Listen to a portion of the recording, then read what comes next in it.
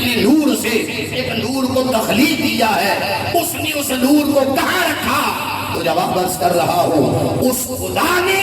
اسی نور کو بنا کر اپنے چوتھے پردے عظمت میں رکھ دیا۔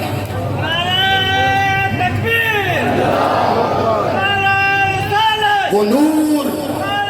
پلتا رہا، وہ نور پلتا رہا، وہ نور پرورش پاتا رہا، وہ نور نگل پوتا رہا، اور اس نے ہزار سالوں تک اس نور کو وہاں رکھا۔ جی پردہ کبھی وہ پردہ قدرت میں نور رہا، ثم خبث فی نور محمد بحجاب القدرہ، کبھی قدرت کے پردے میں، کبھی رحمت کے پردے میں،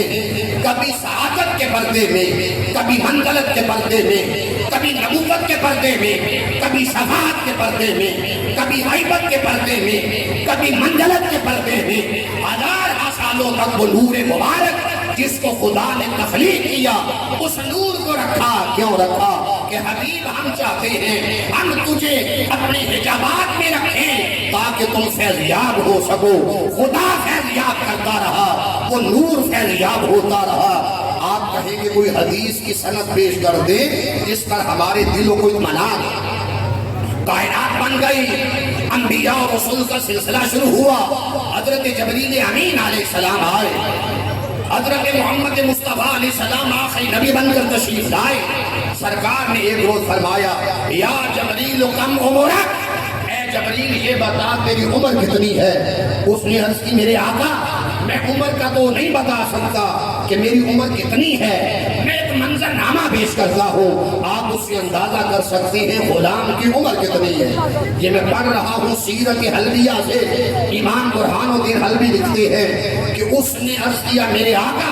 اللہ نے جب سے مجھے نور بنایا ہے، میں چوتھے حجاب عظمت میں ایک ستارہ، ایک روشنی، ایک چمک دیکھتا۔ میرے آقا فرمانے لگے بتاؤ وہ کتنی دیر کے بعد چمکتا؟ عرض کیا وہ 70,000 سالوں کے بعد وہ روشنی، وہ نور چمکتا اور پھر وہ مطلع سے غائب ہو جاتا، پھر 70,000 سالوں کے بعد وہ افق پہ نظر آتا، مطلع پہ نظر آتا، پھر غائب ہو جاتا، پھر 70,000 سالوں کے بعد وہ چمک، وہ نور، وہ روشنی نظر آتی، پھر اپنے مطلع سے ہٹ جاتی، پھر اپنے جگہ سے غائب ہو جاتی۔ آقا نے فرمایا جبرائیل یہ بتاؤ تو نے اس نور کو کتنی بار دیکھا؟ عرض کی میرے آقا وہ 70,000 سالوں کے بعد چمکنے والی نور روشنی میں نے اسے اپنی زندگی میں 72,000 مرتبہ دیکھا ہوا۔ حافظ آباد کے شہر میں رہنے والوں، عقل و خرد رکھنے والوں، عشق و محبت رکھنے والوں، جذبات اور عقیدت رکھنے والوں، اپنے آقا کی شان کو سماعت کرنے والوں، اپنی سماعتوں کو، اپنے افکار کو، اپنے ادراک کو ذرا اونچا لے کر جاؤ۔ اس نے عرض کیا 72,000 مرتبہ اس کو دیکھ چکا ہو۔ سرکار فرمانے لگے جبرائیل جانتے ہو وہ ستارہ، وہ نجم، اس کی اصلیت کیا ہے؟ عرض کیا وہ چمکنے والا، وہ چمکنے والا اور میں دیکھنے والا، اس سے اصلی حقیقت، اس سے اصلی ماہیت میں نہیں جانتا۔ حضور نے فرمایا سن لو، وعزت ربی جل جلالہ، اے جبرائیل مجھے میرے رب کی عزت کی قسم وہ چوتھے پردے عظمت میں چمکنے والا ستارہ میں محمد مصطفیٰ تھا، میری ذات تھی بشکل نور جو اللہ رب العزت کے چوتھے حجاب عظمت میں رہی۔ تو شاہ خوباں، تو جانے جانا ہے چہرہ ام الکتاب تیرا، نہ بن سکی ہے نہ بن سکے گی مثال تیری جواب تیرا۔ اور میرے آقا تو سب سے اول، تو سب سے آخر، ملا ہے حسن دوام تجھ کو۔ اے عمر لاکھوں برس کی تیری، اے عمر لاکھوں برس کی تیری، مگر ہے تازہ شباب تیرا۔ اے سائن تو بھی عجیب انسان جو خوف محشر سے ہے ہراساں، ارے تو جن کی ہے نعت پڑھتا وہی تو لیں گے حساب تیرا۔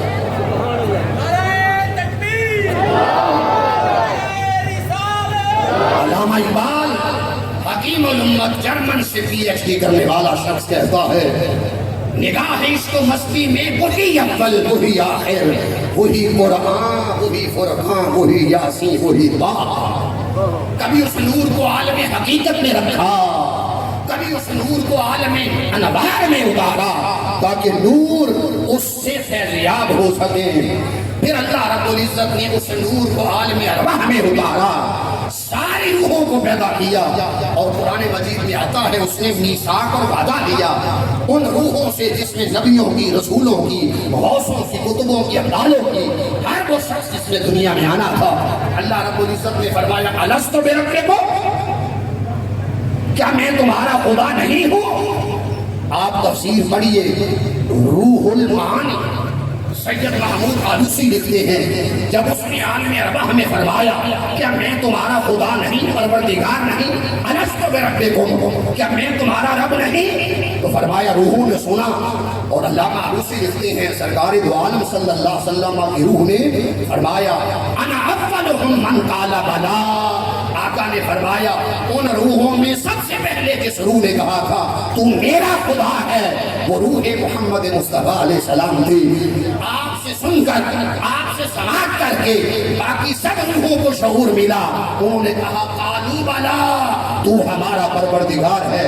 ارے راجہ چوک میں بیٹھ کر سننے والوں، یہ تو عالمی بشریت میں ہم بیٹھے ہیں، میں آپ کو عالمی ارواح کی بات بتا رہا ہوں۔ عالمی ارواح میں جس روح کو اللہ کی معرفت ملی، عالمی ارواح میں جس روح کو اللہ کی شناسائی ملی، جس روح کو اللہ کی توحید کی خبر ملی، صدقہ محمد مصطفیٰ صلی اللہ علیہ وسلم،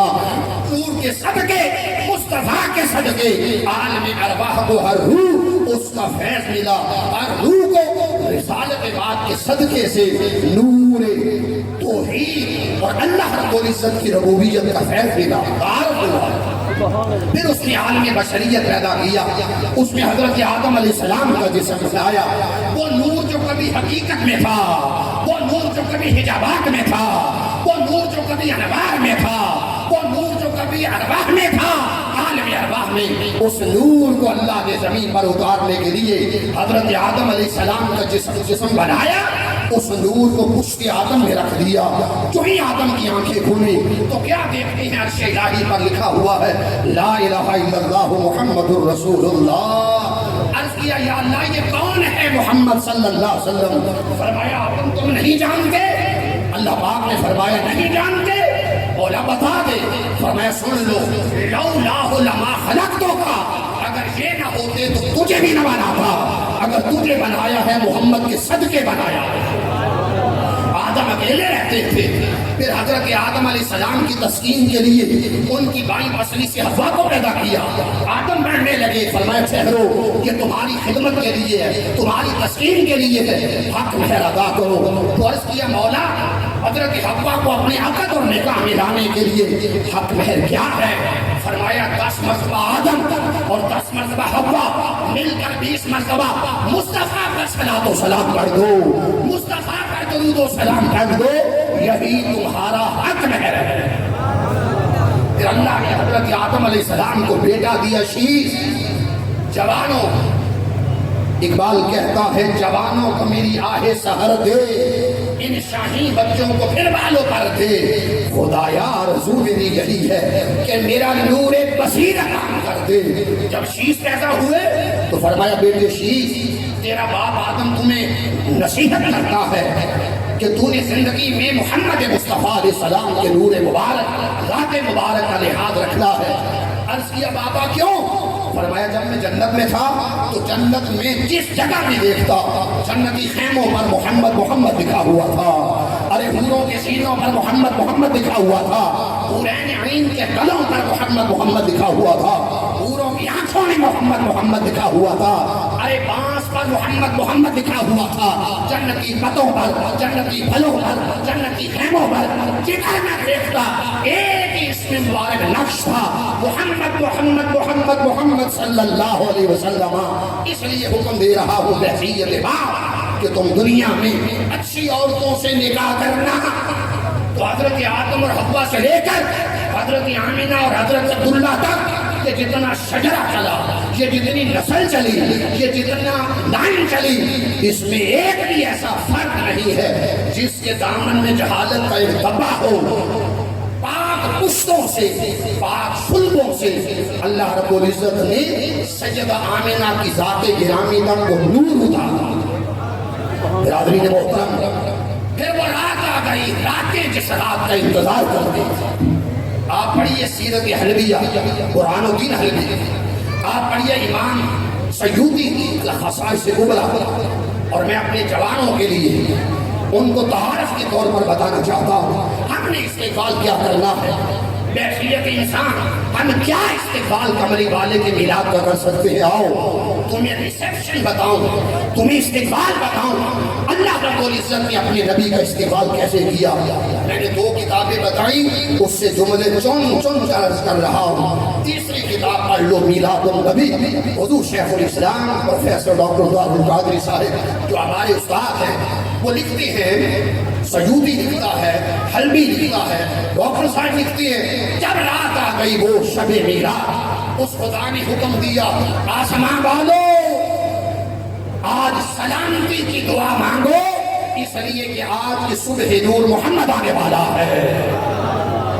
اللہ نے حکم دیا ملائکہ، جی مولا، فرمایا آسمانوں میں زبرجد یاقوت اس کی موتیوں کے مینار بناؤ۔ شب میلاد مینار بنائے گئے، شب میلاد اور شب معراج جب رسول علیہ السلام اللہ کی ملاقات کے لیے گئے تو جبریل کہنے لگا میرے آقا یہ وہ مینار ہے زبرجد اور یاقوت کے موتیوں سے بنے ہوئے جو ہم نے شب میلاد آپ کی خاطر بنائے تھے۔ تو جب یہ رات آئی حکم دیا آسمانوں کے 7 دروازے کھول دیے جائیں، جنتوں کے 8 دروازے کھول دیے جائیں، بزم کون و مکان کو سجا دیا جائے، 70,000 حوریں فضا میں کھڑی کر دی گئیں کہ مصطفیٰ کے آنے پر خوش آمدید کہو، گرانے لگا دیے گئے، دنیا بھر کے بادشاہوں کو تختوں سے گرا دیا گیا، حبل لات منات یعوق یعوس نصر نائلہ ان بتوں کو گرا دیا گیا،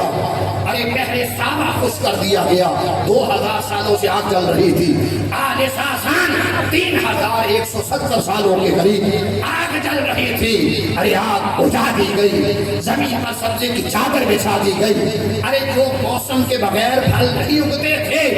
بغیر موسم کے اللہ رب العزت نے درختوں پر پھلوں کو لاد دیا گیا، ارے بس میں دونوں مقام میں اجالا کر دیا گیا، ستارے کم کمی بن کر سجدہ آمنہ کے گھر کے قریب کر دیے گئے۔ حضرت آمنہ فرماتی ہے میں نے جبریل کو دیکھا، رأیت علما فی المشرق ورأیت علما فی المغرب ورأیت علما علی ظہر الکعبہ، ارے جبرائیل کبھی مشرق میں جھنڈا لگا رہا ہے، کبھی مغرب میں جھنڈا لگا رہا ہے، اور خانہ کعبہ کی چھت پر جھنڈا لگا رہا ہے۔ آقا دو جہاں علیہ السلام کی آمد ہے، حضور کی جذبہ گری ہونے لگی ہے، حکم دیا گیا شرک کے ایوان ختم کر دیے جائیں، ارے بادشاہوں کے تخت گرا دیے جائیں۔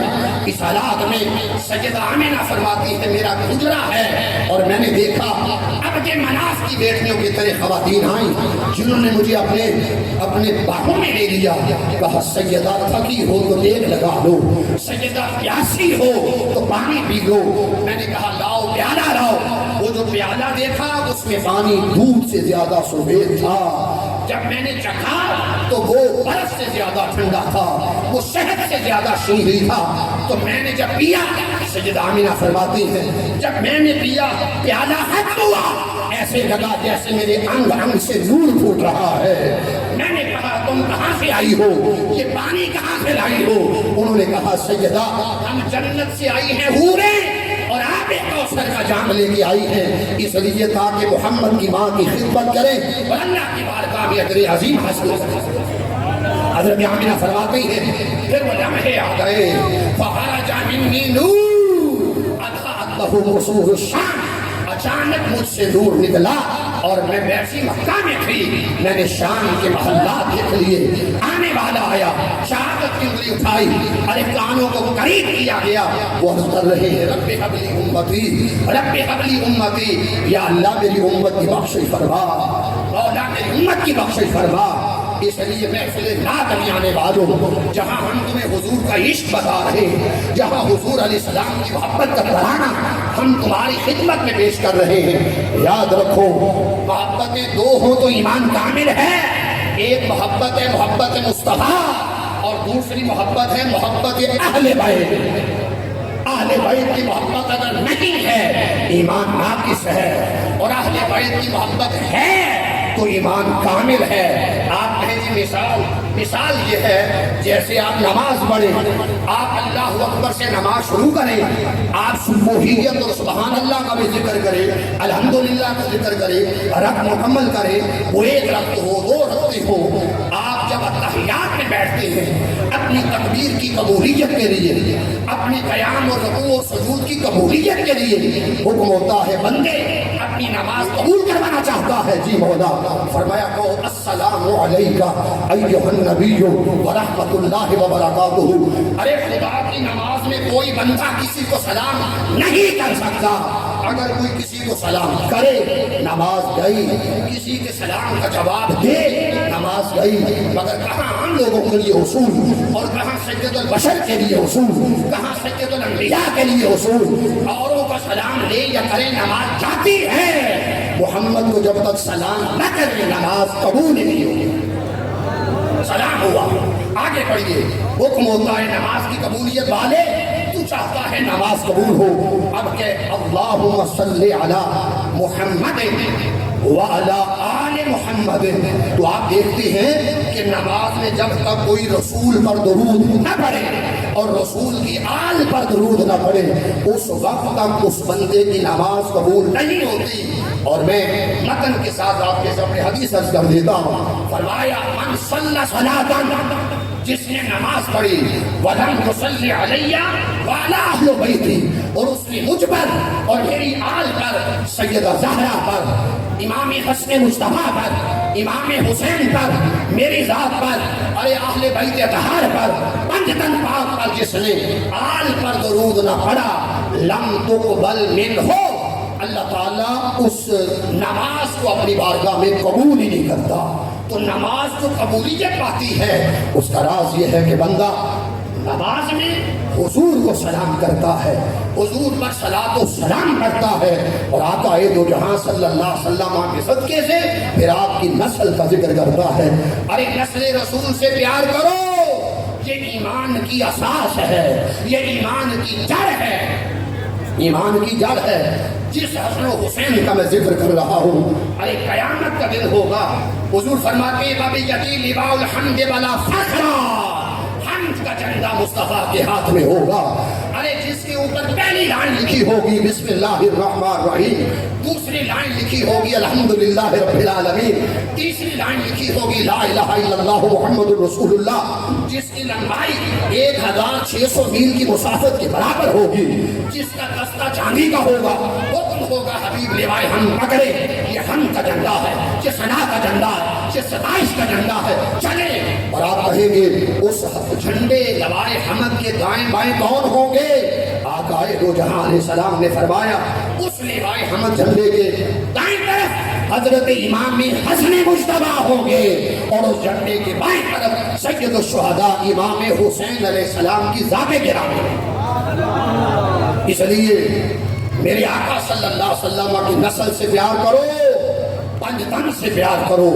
آل بیت اطہار سے پیار کرو، کہ اعلیٰ حضرت نے تو یہاں تک کہا کہ تیری نسل پاک میں ہے بچہ بچہ نور کا، تو ہے عین نور تیرا، سب گھرانہ نور کا۔ ارے عین کے 14 معنی ہیں، اگر چشمہ کرو حضور جس چشمے سے نسل فروغ پا رہی ہے وہ چشمہ مصطفیٰ کی ذات گرامی ہے، تو ہے عین نور تیرا، سب گھرانہ نور کا۔ میں آخری حدیث پیش کر کے اجازت دے رہا ہوں اور اس تناظر میں پڑھ رہا ہوں کہ آقا دو جہاں علیہ السلام نے ارشاد فرمایا اَدِّبُوا أَوْلَادَكُمْ عَلَىٰ ثَلَاثِ خِصَالٍ، فرمایا لوگوں اپنی اولاد کو 3 چیزوں کی محبت سکھاؤ، یہ ہم پر واجب ہے، بحیثیت باپ، بحیثیت گھر کے سربراہ اور فیملی کے ہیڈ ہونے کے ناطے، فرمایا اپنی اولاد کو 3 چیزوں کی محبت سکھاؤ۔ پہلی چیز حب نبی کو، اپنی اولاد کو اپنی نبی کی محبت سکھاؤ،